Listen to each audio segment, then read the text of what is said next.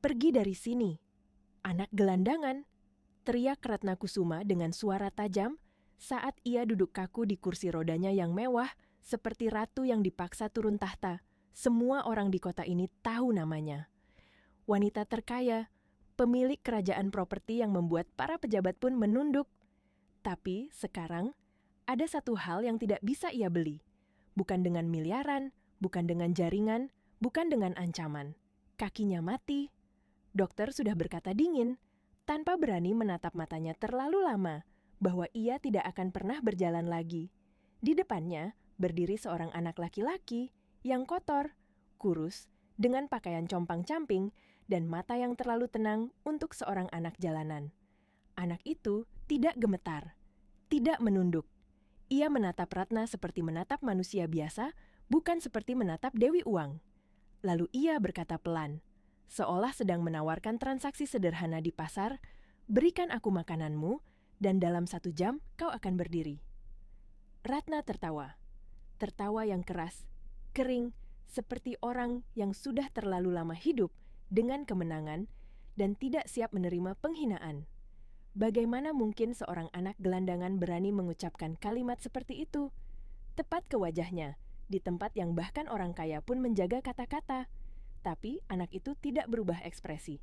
Seakan ia sudah tahu persis apa yang ia lakukan dan seakan waktu ada di pihaknya. Tonton sampai akhir, karena keajaiban ini tidak datang dari ruang operasi paling mahal, bukan dari profesor yang namanya memenuhi majalah medis, melainkan dari sesuatu yang tampak paling remeh di dunia, sisa makanan di atas piring. Dan kisah ini sebenarnya tidak dimulai pada hari ketika anak itu muncul dari semak-semak. Kisah ini dimulai 6 bulan sebelumnya, pada hari yang membelah hidup Ratna menjadi 2 bagian sebelum dan sesudah. Pagi itu, Ratna merasa dirinya penguasa dunia. Langit seolah diciptakan untuknya, dan bumi di bawah hanya properti yang bisa dibeli. Ia terbang dengan helikopter pribadinya menuju penandatanganan kontrak senilai 5 triliun. 5 triliun. Angka yang bagi kebanyakan orang bahkan tidak bisa dibayangkan, tapi bagi Ratna itu hanya salah satu batu bata untuk membangun istana yang lebih tinggi lagi. Di bawah, hutan dan sungai mengalir seperti lukisan. Ratna membuka dokumen, menandai halaman, memikirkan 10 tahun ke depan. Di tangannya ada es kelapa muda, dingin, manis, seperti simbol hidup yang selalu memanjakannya. Ia bahkan sempat tersenyum kecil, senyum orang yang yakin tidak ada kekuatan di bumi yang mampu menjatuhkannya. Lalu takdir, yang tidak pernah peduli pada jumlah saldo, bergerak tanpa izin. Suara logam berderit, tiba-tiba menutupi dengung baling-baling. Bukan bunyi kecil, tapi bunyi yang membuat tulang belakang serasa ikut retak. Helikopter tersentak, seperti burung besar yang tiba-tiba ditembak di tengah terbang. Pilot berteriak sesuatu, tapi suara itu tenggelam dalam kekacauan. Dunia Ratna berputar. Langit dan bumi bertukar tempat. Ada benturan, ada kilatan, ada panas, lalu kegelapan yang menelan semuanya. Saat ia sadar, ia terbaring di antara puing-puing terbakar. Bau hangus menyesakkan hidungnya. Ada rasa darah di mulutnya. Tangannya sakit luar biasa, seperti ditarik robek dari dalam. Di sekelilingnya ada suara kecil dari api yang masih memakan sisa mesin, dan suara hujan yang mulai turun, dingin, tanpa belas kasihan. Paniknya bukan soal kemewahan, bukan soal kontrak. Saat itu, Ratna hanya ingin hidup. Ia mencoba berdiri, mencoba memerintahkan tubuhnya seperti biasa. Bangun, lari, keluar dari api. Tapi saat ia memberi perintah itu kepada kakinya, tidak ada jawaban. Ia menatap ke bawah dengan napas tersengal. Kakinya ada, utuh, tidak tertimpa puing, tidak patah di depan mata. Tapi ia tidak merasakannya. Tidak ada sensasi, tidak ada sakit, tidak ada dingin, tidak ada apa-apa. Seolah bagian bawah tubuhnya bukan miliknya, seperti manekin yang dipasang demi bentuk, bukan demi hidup. 6 bulan setelah kecelakaan itu, waktu tidak menyembuhkan apapun bagi Ratna Kusuma. Waktu justru menjadi algojo yang bekerja pelan-pelan, mengikis satu demi satu hal yang dulu ia anggap abadi. Rumah sakit berganti rumah sakit, negara berganti negara. Singapura, Jerman, Jepang. Nama-nama dokter terkenal diucapkan dengan nada berdoa, seolah mereka para dewa berjas putih. Tapi setiap kali pintu ruang konsultasi tertutup, jawabannya selalu sama, hanya dibungkus dengan kata-kata yang lebih halus. Saraf tulang belakangnya rusak parah. Peluang untuk berjalan kembali hampir tidak ada.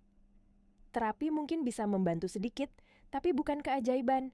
Dan Ratna, wanita yang sepanjang hidupnya membeli keajaiban dengan uang, akhirnya harus menelan kenyataan pahit bahwa kali ini uangnya tidak berfungsi. Hari-hari pertamanya di kursi roda diisi dengan amarah. Ia membentak perawat hanya karena sendok jatuh. Ia memecat sopir hanya karena mobil berhenti sedikit terlalu keras. Ia marah pada dunia, pada tubuhnya sendiri, pada Tuhan yang menurutnya berani mengambil sesuatu tanpa meminta izin. Setiap malam, saat rumahnya sunyi dan hanya suara pendingin ruangan yang terdengar, Ratna menangis dalam diam, bukan karena sakit, tapi karena kehilangan kendali. Perusahaannya mulai goyah. Para direktur yang dulu selalu mengangguk, kini mulai saling pandang. Investor mulai bertanya. Saham sedikit turun, lalu turun lagi. Ratna masih menandatangani dokumen, masih memberi perintah, tapi ada sesuatu yang hilang.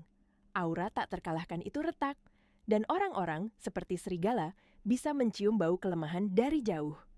Di tengah semua itu, ada satu hal kecil yang berubah tanpa ia sadari. Cara ia memandang orang lain. Dulu, manusia adalah fungsi, karyawan adalah alat. Orang miskin adalah pemandangan yang tidak penting. Sekarang, dari ketinggian kursi rodanya, Ratna melihat dunia dari sudut yang berbeda. Ia mulai melihat tatapan kasihan, tatapan meremehkan, tatapan yang dulu hanya ia berikan pada orang lain. Suatu sore, setelah sesi terapi yang melelahkan dan penuh kegagalan, Ratna meminta sopirnya mengantar ke sebuah restoran mewah di pusat kota. Bukan karena lapar, tapi karena ia ingin merasa normal. Restoran itu adalah tempat ia dulu membuat keputusan besar, tempat para pengusaha berebut duduk satu meja dengannya. Ia ingin membuktikan pada dirinya sendiri bahwa ia masih Ratna Kusuma yang sama. Restoran itu tetap mewah, lampu hangat, alunan piano pelan, pelayan dengan senyum terlatih. Tapi saat Ratna masuk dengan kursi rodanya, ada jeda sepersekian detik. Senyum pelayan sedikit kaku. Tatapan tamu lain berhenti lebih lama dari seharusnya. Tidak ada yang berkata apa-apa, tapi Ratna merasakannya. Ia bukan lagi pusat gravitasi ruangan itu. Ia hanya seorang wanita cacat dengan pakaian mahal. Ia memesan makanan terbaik, hidangan yang dulu selalu ia nikmati tanpa pikir panjang. Tapi saat makanan datang, nafsu makannya hilang. Setiap suapan terasa hambar. Piring di depannya hampir utuh, mahal, sempurna, dan tak tersentuh. Saat itulah, dari sudut matanya, Ratna melihat bayangan kecil mendekat. Seorang anak laki-laki berdiri tidak jauh dari mejanya. Pakaian anak itu kotor, wajahnya tirus, rambutnya kusut. Beberapa tamu melirik dengan tidak suka. Seorang pelayan hendak mengusirnya. Anak itu melangkah lebih dekat dan menatap piring Ratna. Suaranya pelan, nyaris tenggelam oleh musik piano. "Ibu, jika makanannya tidak habis, bolehkah aku memilikinya?" Ratna menoleh dengan kesal. Hari itu, emosinya sudah rapuh. Melihat anak itu hanya membuatnya merasa dunia sedang mengejeknya. Ia baru saja kehilangan segalanya, dan sekarang ada anak jalanan yang berani mendekat ke mejanya di tempat ini. "Pergi dari sini," katanya tajam. Suaranya dingin seperti pisau. "Ini bukan tempat untukmu." Anak itu tidak bergerak, tidak mundur, tidak memohon. Ia hanya menatap Ratna dengan mata yang tenang, terlalu tenang untuk seorang anak yang lapar. Lalu ia mengucapkan kalimat yang membuat waktu seolah berhenti. "Berikan aku makananmu, dan dalam 1 jam kau akan berdiri." Seluruh restoran seperti membeku setelah kalimat itu keluar dari mulut anak laki-laki itu. Alunan piano masih terdengar, tapi terasa jauh, seolah datang dari dunia lain. Beberapa tamu menoleh dengan alis berkerut. Seorang pria berjas di meja sebelah tersenyum sinis, menganggapnya lelucon murahan. Pelayan yang tadi hendak mengusir anak itu, kini ragu, tidak tahu harus marah atau kasihan. Ratna Kusuma menatap anak itu lama. Ada amarah yang mendidih, tapi juga ada sesuatu yang lebih berbahaya, harapan, harapan kecil, bodoh, yang biasanya ia injak-injak dalam diri orang lain. Ia tertawa pendek, pahit, lalu berkata dengan nada meremehkan, "Kau tahu berapa harga makanan ini? Bahkan kau tidak akan mampu membayar piringnya." Anak itu mengangguk pelan, "Aku tahu, tapi aku juga tahu kau tidak bisa berdiri." Jawabnya tanpa nada menantang, tanpa rasa takut. Kata-katanya jatuh pelan, tapi menghantam lebih keras daripada teriakan. Ratna membeku. Tidak ada orang yang berani mengucapkan kalimat itu langsung kepadanya sejak kecelakaan. Semua orang berputar dengan kata-kata halus, dengan empati palsu. Anak ini berbeda. Ia berbicara seperti membaca buku yang terbuka lebar. "Siapa namamu?" tanya Ratna akhirnya. Suaranya lebih rendah, lebih terkontrol. "Rizky," jawab anak itu singkat. Ratna menghela napas panjang. Di dalam kepalanya, dua suara bertarung. Satu suara tertawa sinis, menyebut ini penipuan murahan, trik anak jalanan. Suara lain yang lebih lirih, berbisik, "Apa ruginya? Makanan ini pun tidak akan kau habiskan." "Baik," kata Ratna akhirnya. Mendorong piringnya sedikit ke depan, "Ambil saja, tapi jangan bermain permainan bodoh di hadapanku." Rizky tersenyum kecil, senyum yang tidak merayakan kemenangan, melainkan rasa terima kasih yang tulus. Ia mengambil piring itu dengan hati-hati, seperti memegang sesuatu yang suci. Ia duduk di lantai tidak jauh dari meja Ratna, dan mulai makan perlahan, tidak rakus, tidak tergesa. Setiap suapan ia kunyah dengan penuh perhatian, seolah makanan itu lebih dari sekadar pengisi perut. Ratna memperhatikannya tanpa sadar. Ada sesuatu yang aneh. Anak itu tidak seperti pengemis lain yang pernah ia lihat. Tidak ada rasa putus asa. Tidak ada keserakahan. Hanya ketenangan. Setelah piring itu kosong, Rizky berdiri dan mendekat lagi. "Sekarang tunggu 1 jam," katanya lembut. "Jangan bergerak. Jangan berpikir terlalu banyak. Hanya dengarkan tubuhmu." Ratna hampir tertawa lagi, tapi kali ini tawanya tertahan. Ada rasa panas aneh menjalar di dadanya, bukan emosi, tapi sensasi fisik yang membuatnya gelisah. Ia melirik jam tangannya. 1 jam, 60 menit. Apa yang bisa berubah dalam 60 menit yang tidak bisa diubah dalam 6 bulan? Waktu berjalan lambat, terlalu lambat. Setiap menit terasa seperti ditarik. Ratna duduk diam, mencoba mengabaikan kehadiran Rizky yang kini berdiri di dekat pintu seolah penjaga. Beberapa tamu sudah pergi. Pelayan kembali bekerja seperti biasa, tapi dengan rasa penasaran yang belum hilang. Dan kemudian, sekitar 40 menit kemudian, sesuatu terjadi. Awalnya sangat kecil. Hampir tidak terasa, seperti getaran samar di ujung jari kaki Ratna. Ia mengira itu hanya imajinasinya, otak yang lelah menciptakan ilusi. Ia menutup mata, menarik napas, mencoba menenangkan diri. Tapi getaran itu datang lagi. Kali ini lebih jelas, seperti aliran listrik lemah yang menyentuh kulit dari dalam. Ratna membuka matanya lebar-lebar. Tangannya gemetar. Ia menatap kakinya. Kakinya yang selama 6 bulan terasa mati. Dan untuk pertama kalinya sejak kecelakaan, ia merasa sesuatu. Ratna menahan napasnya, seolah sedikit saja udara yang masuk bisa membuat sensasi itu menghilang. Ia menatap kakinya tanpa berkedip. Getaran itu datang lagi. Kali ini seperti bisikan kecil dari saraf yang selama ini membisu. Tidak kuat, tidak jelas, tapi nyata. Terlalu nyata untuk diabaikan. "Ini tidak mungkin," bisiknya dalam hati. Dokter terbaik sudah menyerah. Mesin tercanggih sudah angkat tangan. 6 bulan penuh ia hidup dengan kepastian bahwa bagian tubuh itu mati selamanya. Dan sekarang, di tengah restoran mewah, setelah memberikan sisa makanannya pada seorang anak gelandangan, tubuhnya justru berani memberontak terhadap vonis itu. Ratna menekan sandaran kursi rodanya kuat-kuat. Jantungnya berdebar tidak teratur. Ada ketakutan baru yang muncul, ketakutan yang berbeda dari rasa putus asa. Ia takut berharap, karena berharap bagi orang yang sudah jatuh terlalu dalam jauh lebih menyakitkan daripada menyerah. Ia melirik jam lagi. 15 menit tersisa. Rizky berdiri di dekat pintu, menatapnya dengan wajah tenang. Tidak ada senyum penuh arti, tidak ada ekspresi kemenangan. Seolah apa yang sedang terjadi adalah sesuatu yang wajar, bukan keajaiban. Tatapan itu justru membuat Ratna semakin gelisah. "Apa yang kau lakukan padaku?" tanya Ratna akhirnya. Suaranya bergetar, bukan marah, tapi rapuh.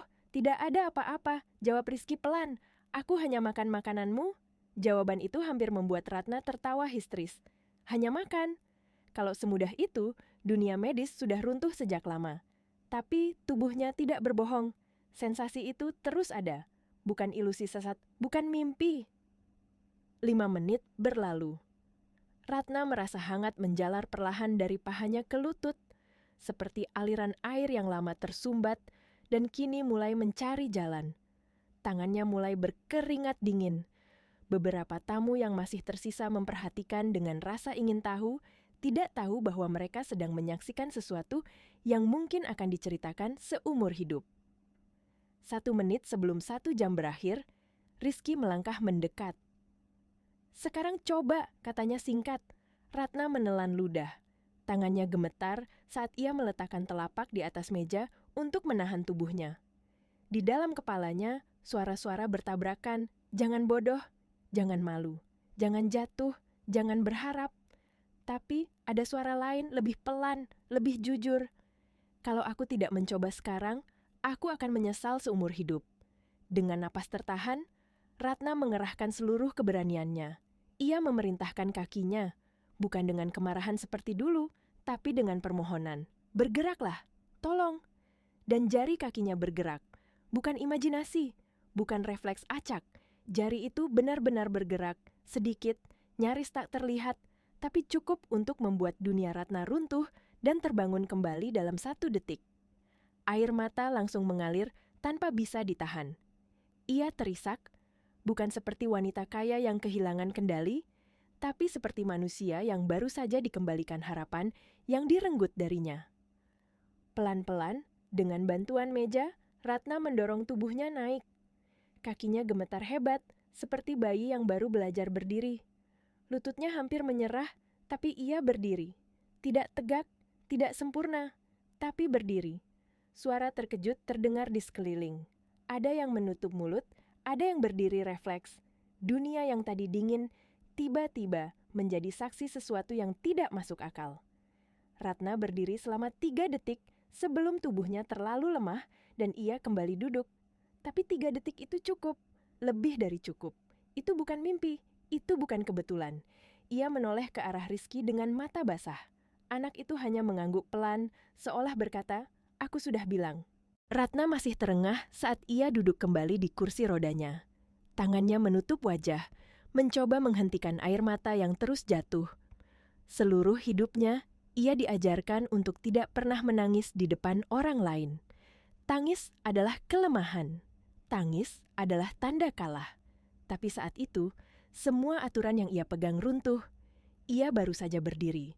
Dan itu menghapus 6 bulan kegelapan dalam sekejap. Saat ia membuka mata, Rizky sudah tidak berdiri di dekat pintu lagi. Anak itu kini duduk di lantai, bersandar pada dinding seperti anak kecil biasa yang kelelahan setelah seharian berjalan. Ratna memandangnya dengan perasaan yang tidak bisa ia beri nama, bukan curiga, bukan takut, melainkan kebutuhan untuk tahu. "Siapa kau sebenarnya?" tanya Ratna pelan. Suaranya hampir tidak terdengar di antara bisik-bisik orang di sekeliling. Rizky mengangkat wajahnya perlahan. Matanya tetap tenang, tapi kini ada sesuatu yang lebih dalam di sana, sesuatu yang seperti kenangan lama. "Aku hanya anak yang pernah kau temui," katanya sederhana.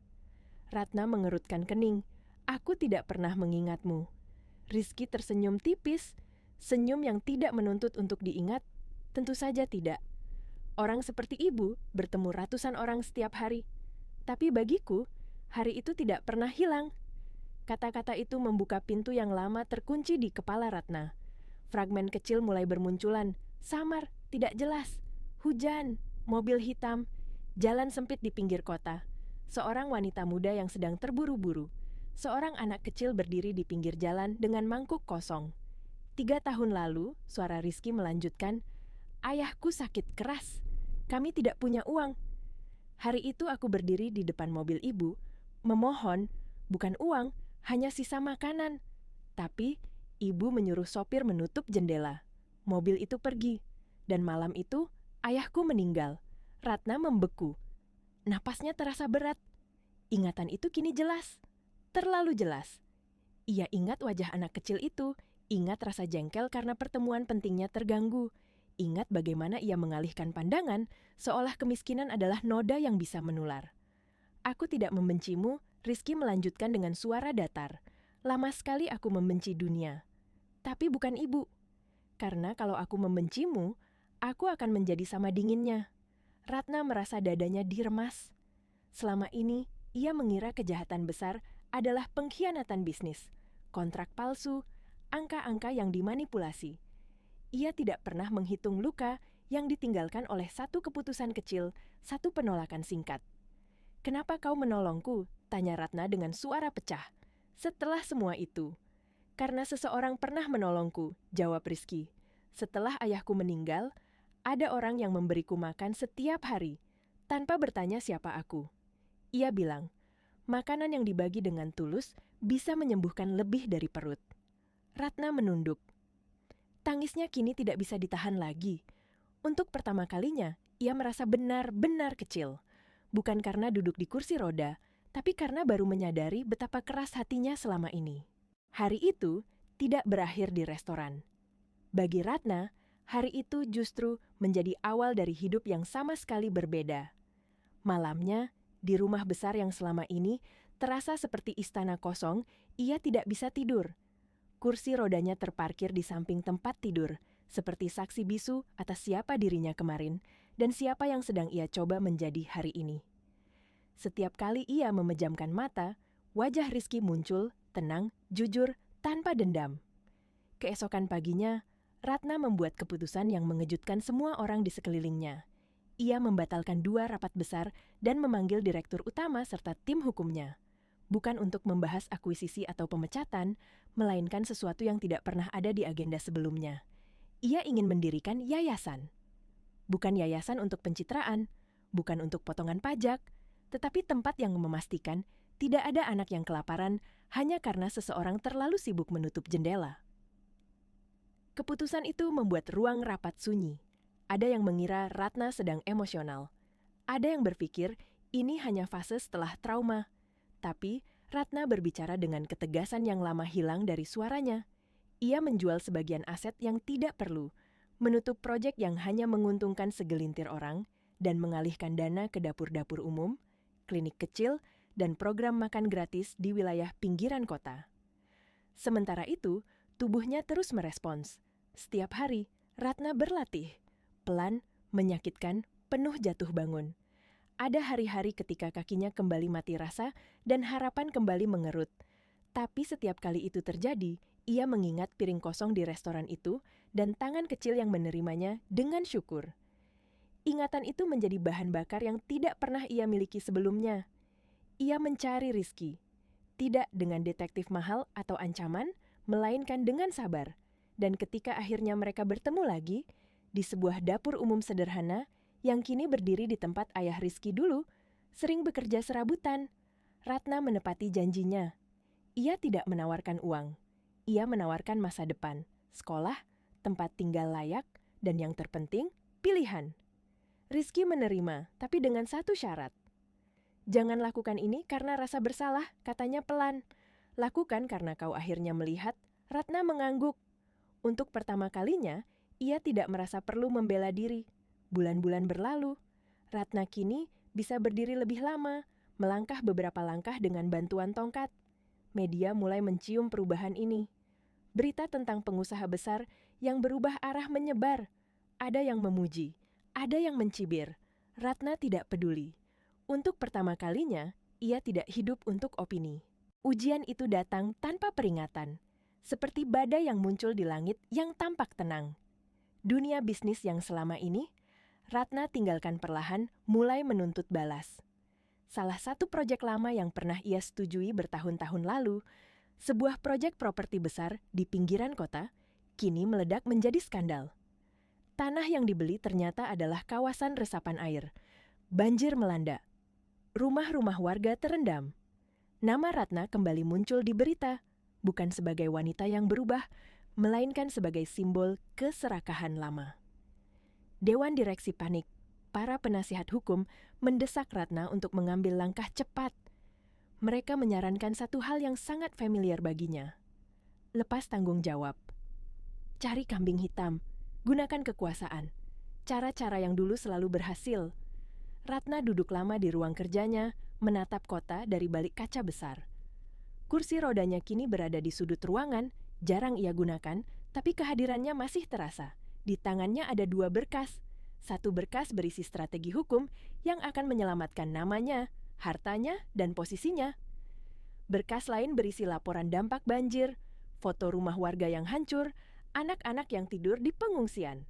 Malam itu, Ratna tidak langsung mengambil keputusan. Ia pergi ke dapur umum, tanpa pengawal, tanpa sorotan. Di sana, ia melihat Rizky sedang membagikan makanan.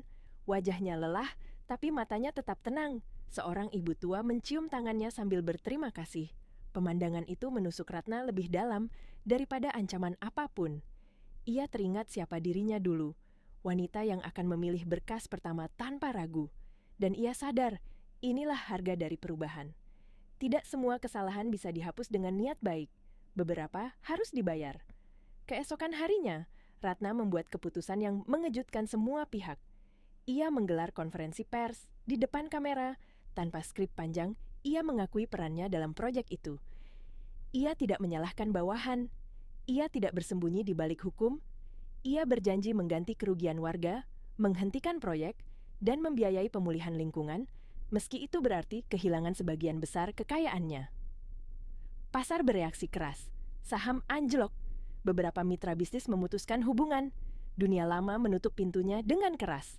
Tapi, Ratna berdiri di podium itu, bertumpu pada tongkat, dengan kaki yang masih gemetar, dan untuk pertama kalinya dalam hidupnya, ia tidak merasa jatuh. Setelah badai itu, hidup Ratna menjadi sunyi dengan cara yang belum pernah ia kenal. Tidak ada lagi telepon yang berdering tanpa henti. Tidak ada undangan makan malam mewah. Rumah besarnya terasa semakin kosong, tapi bukan karena kemewahan yang hilang, melainkan karena suara manusia yang dulu hanya datang demi kepentingan kini, menghilang sepenuhnya. Sebagian besar kekayaannya lenyap dalam hitungan bulan. Aset terjual. Rekening menyusut. Bagi dunia, itu adalah kejatuhan. Bagi Ratna, itu adalah pembersihan yang menyakitkan. Ia pindah ke rumah yang jauh lebih kecil, lebih sederhana, tanpa marmer, tanpa pelayan berjejer. Awalnya terasa asing. Setiap sudut rumah mengingatkannya pada siapa dirinya dulu dan apa yang ia lepaskan. Tubuhnya juga menghadapi batasnya. Ada hari-hari ketika ia hanya bisa berjalan beberapa langkah sebelum rasa nyeri menyerang. Ada malam ketika kakinya kembali mati rasa dan ketakutan lama mencoba masuk lagi. Tapi kali ini, ia tidak sendirian dengan ketakutan itu. Ia tidak melawannya dengan kemarahan, melainkan dengan kesabaran yang ia pelajari perlahan. Ratna mulai datang ke dapur umum bukan sebagai donatur, tetapi sebagai pekerja. Ia memotong sayur, mencuci piring, membagikan makanan. Tangannya yang dulu hanya menandatangani kontrak bernilai miliaran kini berbau bawang dan sabun. Anehnya, ia merasa lebih hidup dari sebelumnya. Setiap ucapan terima kasih, setiap senyum kecil, menambal bagian dalam dirinya yang selama ini kosong. Suatu sore, setelah dapur tutup, Ratna duduk di bangku kayu bersama Rizky. Matahari tenggelam, mewarnai langit dengan oranye pucat. Ratna menatap kakinya sendiri, lalu ke arah Rizky. "Aku hampir kehilangan semuanya," katanya pelan. Rizky menggeleng. "Tidak, kau hampir menemukan dirimu." Kalimat itu sederhana, tapi menghantam tepat sasaran. Ratna tersenyum kecil. Untuk pertama kalinya, senyumnya tidak dibuat untuk siapapun. Berita tentang hidup barunya perlahan menyebar. Bukan sebagai sensasi, melainkan sebagai kisah yang diceritakan dari mulut ke mulut. Orang-orang mulai datang, bukan untuk meminta, tapi untuk membantu. Dapur umum berkembang menjadi pusat kecil harapan. Ratna melihat sesuatu yang belum pernah ia lihat dalam bisnis apapun, keberlanjutan yang lahir dari ketulusan. Pagi itu, udara terasa lebih ringan dari biasanya. Ratna bangun lebih awal, sebelum matahari sepenuhnya muncul. Rumah kecilnya masih sunyi, hanya ada suara burung dan angin yang menyentuh jendela. Ia duduk di tepi tempat tidur, menatap tongkat yang bersandar di dinding. Tongkat itu telah menjadi temannya, penyangga setia di setiap langkah rapuhnya. Tanpa berpikir terlalu banyak, Ratna berdiri. Tidak ada gemetar hebat, tidak ada rasa panik. Kakinya menopang tubuhnya dengan tenang, seolah mereka akhirnya berdamai. Ia melangkah satu langkah, lalu langkah kedua. Tongkat itu masih di sana, tapi ia tidak meraihnya. Jantungnya berdebar, bukan karena takut jatuh, melainkan karena ia sadar sedang melakukan sesuatu yang dulu terasa mustahil. Saat ia menyadari apa yang terjadi, air mata mengalir lagi, tapi kali ini tanpa kesedihan. Ia berjalan menuju jendela, membuka tirai, dan berdiri menghadap pagi sepenuhnya dengan kakinya sendiri. Hari itu, Ratna membuat satu keputusan terakhir yang menyatukan semua potongan hidupnya. Ia menyerahkan sisa kendali perusahaannya kepada tim baru dengan satu syarat. Setiap proyek harus menyisihkan sebagian keuntungan untuk program makanan dan lingkungan. Bukan sebagai kewajiban hukum, tapi sebagai prinsip. Ia tidak lagi berada di puncak seperti dulu. Namanya tidak lagi membuat ruangan terdiam, tapi langkah kakinya kini ringan dan hatinya utuh. Di peresmian dapur umum terbesar yang pernah mereka bangun, Ratna berdiri di samping Rizky. Tanpa tongkat, tanpa kursi roda. Ia memandang kerumunan orang yang datang bukan untuk melihatnya, tapi untuk saling membantu. Rizky menoleh dan berkata, "Pelan, ingat pertama kali kita bertemu?" Ratna mengangguk. "Di restoran itu. Dan kau hanya meminta satu hal," Ratna melanjutkan dengan suara hangat. "Sisa makananku." Rizky tersenyum. "Bukan makanannya. Kesempatan." Ratna menarik napas panjang dan menatap langit. Ia akhirnya mengerti bahwa keajaiban bukan tentang berdiri kembali. Keajaiban adalah belajar menunduk, berbagi, dan melihat manusia lain sebagai sesama. Malam itu hujan turun pelan, seperti 6 bulan lalu. Tapi kali ini tidak membawa ketakutan. Di dapur umum yang kini hampir kosong, hanya tersisa beberapa meja dan bau nasi hangat yang menenangkan. Ratna berdiri di dekat pintu, menatap satu piring makanan yang belum habis di atas meja. Seorang relawan muda hendak membereskannya, tapi Ratna mengangkat tangan meminta waktu. Ia duduk perlahan memandangi sisa makanan itu. Bukan dengan jijik, bukan dengan rasa bersalah, melainkan dengan kesadaran yang penuh. Ia teringat hari ketika ia menyuruh sopir menutup jendela, hari ketika satu piring makanan dianggap tidak layak untuk dibagi. Hari itu terasa jauh, seperti milik orang lain, tapi jejaknya masih ada di dalam dirinya. Rizky mendekat dan berdiri di sampingnya, tidak berkata apa-apa. Mereka berdua tahu, tidak semua hal perlu diucapkan. Ratna lalu berdiri dan membawa piring itu ke dapur. Ia membungkusnya dengan rapi dan meletakkannya di rak khusus, rak kecil yang kini selalu ada di setiap dapur umum yang mereka kelola. Rak untuk makanan sisa yang masih layak, untuk siapapun yang membutuhkan. Tanpa pertanyaan, tanpa syarat. Di luar, hujan berhenti. Seorang anak kecil berdiri ragu di depan pintu. Ratna membuka pintu dan tersenyum. "Masuklah," katanya lembut. Masih ada makanan hangat. Anak itu masuk dengan mata berbinar. Ratna melihat dirinya yang dulu di mata anak itu, bukan sebagai wanita kaya, tapi sebagai manusia yang mau membuka pintu. Saat kamera imajiner perlahan menjauh, suara Ratna terdengar dalam hati, seperti doa yang akhirnya dimengerti. Kadang, hidup tidak meminta kita menyelamatkan dunia. Ia hanya meminta kita tidak menyia-nyiakan apa yang ada di depan kita. Karena mungkin, bagi seseorang, sisa makanan di piringmu bukan sisa, itu adalah harapan.